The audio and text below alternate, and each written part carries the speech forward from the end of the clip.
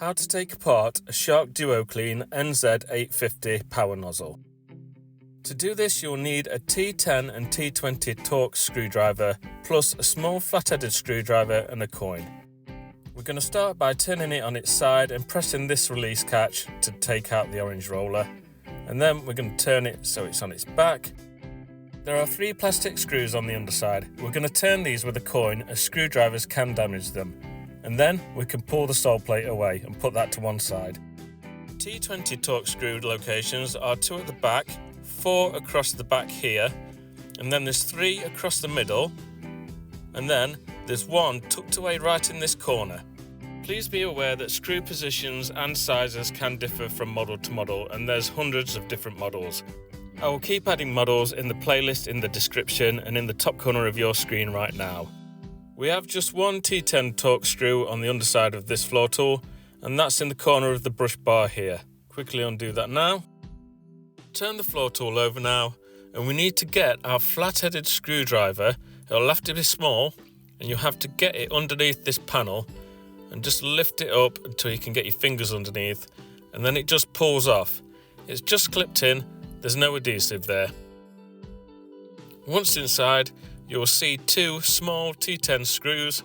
We're just going to undo those. Now we're going to lift the panel from the back, and this should lift up fairly easily. If it feels like you're going to break something, you've possibly missed a screw. Now you can see inside there's a circuit board, main brush bar, which is driven by a motor and a belt. To get better access to the belt, motor and brush bar, we need to undo these 2 screws, which are a T20 size. Some models may have a cross-headed screw there. And then once we've undone that, all the clear part lifts up from this corner. So pull that corner out and then it just lifts up. If you want to learn how to change a belt on these, there is a link in the description to my other video, or it's in the top corner of your screen right now.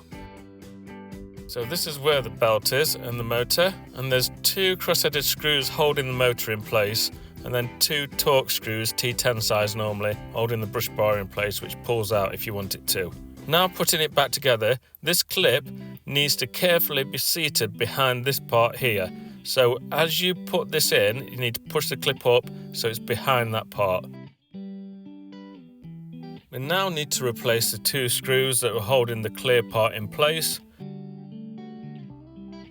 Once you've done this, we need to just go around and make sure all the wires are in place, that they're sat in channels and not going to be trapped when we put the top cover on. Replace the top cover by pushing it down into place, and then we need to make sure that there's no gaps around anywhere and replace the 2 screws underneath the panel. Then this panel will just push fit,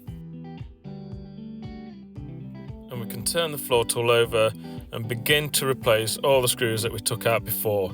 Remembering there's just 1 small T10 screw on this one that fits down into this hole, and then all the other screw holes will take the T20 size screws. They're all the same length on this model too, so that makes life really easy. Now replacing the orange roller, this fits to the cog end first and then just pushes into place. Then fit the Soleplate with the front end going in first, and then lower it so it's all flat.